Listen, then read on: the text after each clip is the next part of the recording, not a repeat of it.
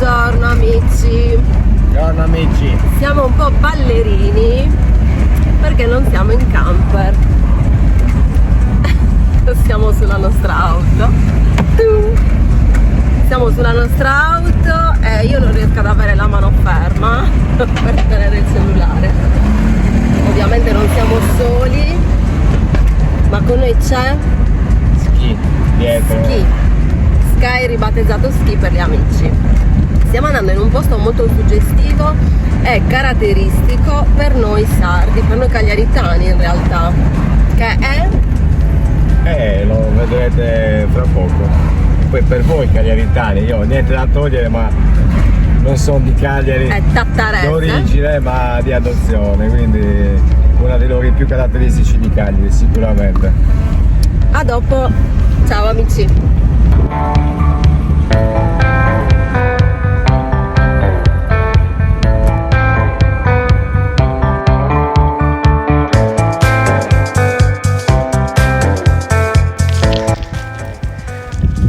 Eccoci qua amici, quindi abbiamo iniziato questo percorso per andare a visitare un posto molto particolare.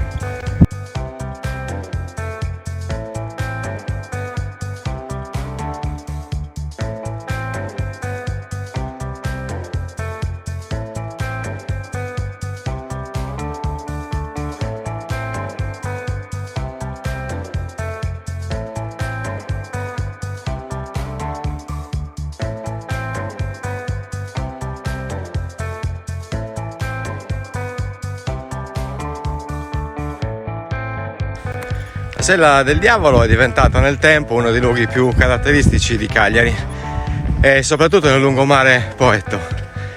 Si staglia in cima al promontorio di Sant'Elia, un ammasso roccioso composto da roccia sedimentaria che divide in due il Golfo degli Angeli.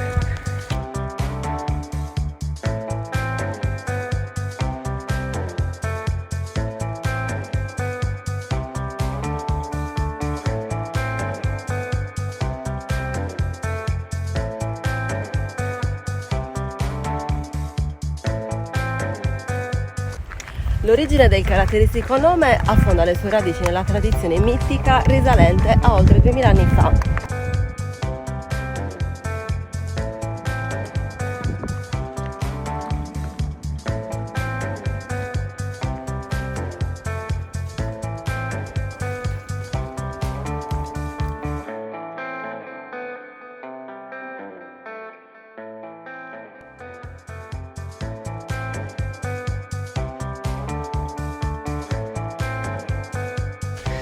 Il nome della particolare formazione rocciosa, ribattezzata Sella del Diavolo, deriva da una leggenda. Da quanto narrato, la bellezza cristallina del Golfo di Cagliari ammaliò Lucifero e i suoi diavoli, i quali, risaliti dalle tenebre dell'inferno, erano ben decisi ad impossessarsene. L'aspra battaglia si consumò nel cielo sovrastante il Golfo e circa il proseguimento il mito possiede due versioni affini, ma allo stesso tempo differenti.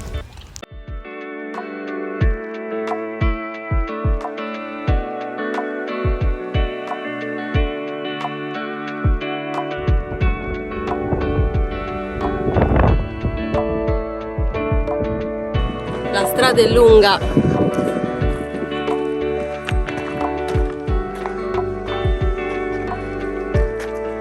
La giornata è bellissima per fare un'escursione del genere, è consigliabile infatti farlo in un periodo non molto caldo e non molto freddo e piovoso, perché potrebbero esserci problemi diversi. L'autunno e la primavera sono i momenti migliori.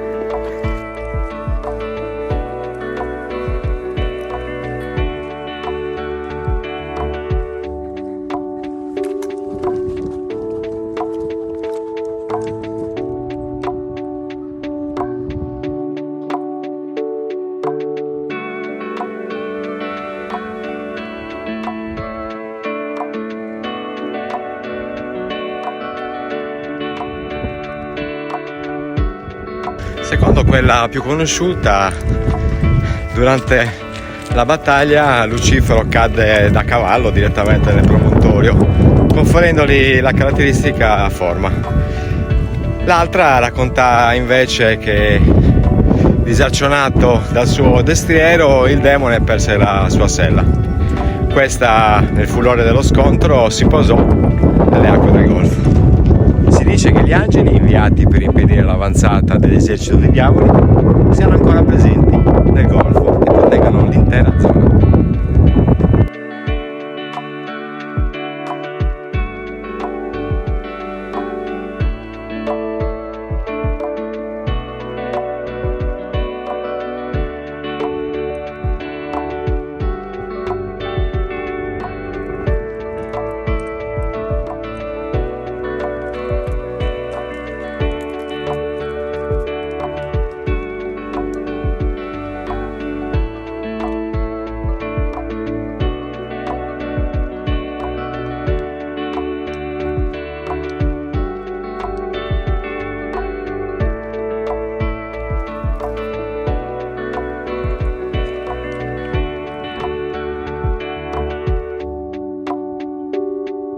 Questa, nel furore dello scontro, si posò nelle acque del Golfo, pietrificandosi e dando vita alla cosiddetta sella del diavolo. Si dice che gli angeli inviati per impedire l'avanzata, questo l'abbiamo già detto, scalloni, sì. Esiste tuttavia un'altra leggenda riguardante l'origine della sella del diavolo, meno conosciuta. La variante vede come Micia, da cui ebbe origine la battaglia, la volontà di Dio di offrire un dono ai suoi angeli. Se questi avessero trovato sulla terra un luogo pacifico e privo di malvagità, egli avrebbe concesso loro di viverci. Dopo tanto vagare, i piccoli spiriti celesti trovarono nella Sardegna il luogo ideale in cui insediarsi. Il fatto scatenò le ire di Lucifero, che tentò invano di instillare odio e sospetto tra gli angeli, i quali, dopo essersi opposti al gioco del demone, intrapresero una battaglia contro Lucifero e i suoi adepti.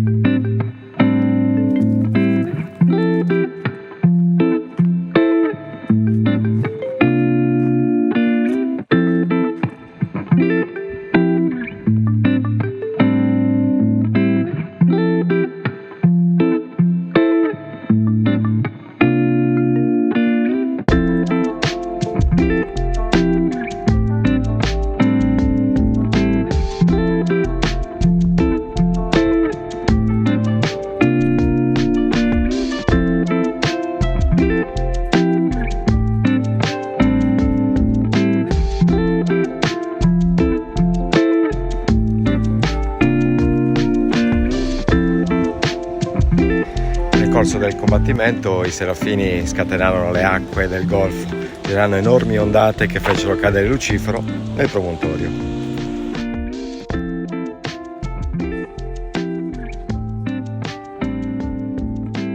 Il promontorio su cui sorge la sella del diavolo deve il suo nome a Sant'Elia. Il futuro santo venne infatti martirizzato in questi luoghi durante le persecuzioni che ebbero luogo nell'isola durante il periodo bizantino.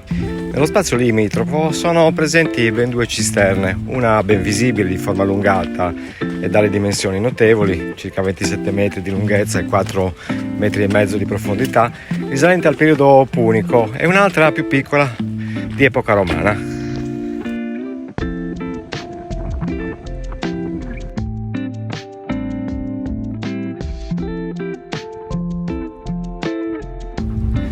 Per la sua posizione privilegiata, l'intera area attorno alla sella del diavolo destò secoli più tardi le attenzioni dei conquistatori spagnoli, che qui ricostruirono un'imponente torre per avvistare e difendere i territori sottostanti.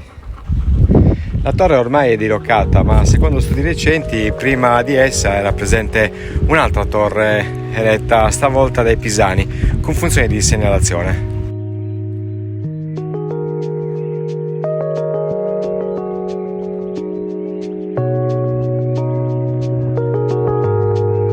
Che si avvista all'orizzonte? Niente? Nada? Proseguiamo allora. Il vecchio torrione venne denominato Torre del Pue, ovvero del Pozzetto, per via della sua vicinanza alla cisterna romana. Da esso deriva il termine Poetto, nome che qualche tempo dopo servì per ribattezzare la spiaggia più famosa di Cagliari.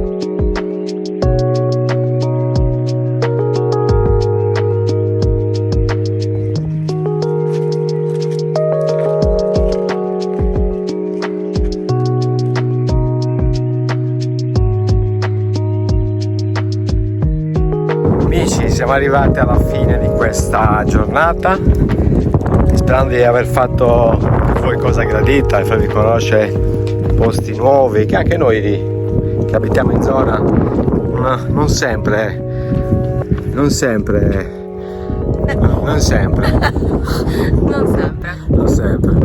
siamo a 2 passi da casa nostra, ecco. Come tutti gli italiani non conosciamo i posti vicino a casa nostra, quindi ripeto, sperando di avervi fatto cosa gradita, i 2 sardi nel mondo e ski vi auguro una buona serata. Alla prossima. PS, allora, volevamo darvi giusto 2 informazioni che potrebbero tornarvi utili una volta che decidiate di fare questo percorso, insomma, della Serra del Diavolo. Acqua sicuramente, perché non c'è nessun nel tragitto, non c'è nessun tipo di approvvigionamento, né bar né niente, ovviamente siete nel mezzo della natura. Scarpe comode, preferibilmente trekking, ma non è necessario perché in periodo asciutto dove non c'è fango, non si scivola, vanno bene anche delle scarpe comuni da ginnastica. Se avete i bastoni meglio, mi aiutate. E nient'altro, giusto? Qualche altra informazione giusto per chi vuole intraprendere questo percorso? No vabbè dai, in realtà è un percorso molto semplice. Noi che ne abbiamo fatto tanti dove i bastoni effettivamente servivano, ma qua si potrebbe fare anche senza, direi. Che ti ho sentito che hai detto che... Sì, se volete portarli è meglio, è uno strumento di ausilio in più, insomma, se vuoi usarlo. Se ne avete bisogno, però non sono necessari. È veloce, è un percorso molto veloce, inizialmente agevole, la parte finale un pochettino che è fuori percorso, c'è un tratto di sentiero che è al limite dello strapiombo, però insomma occhi aperti e godetevi la natura.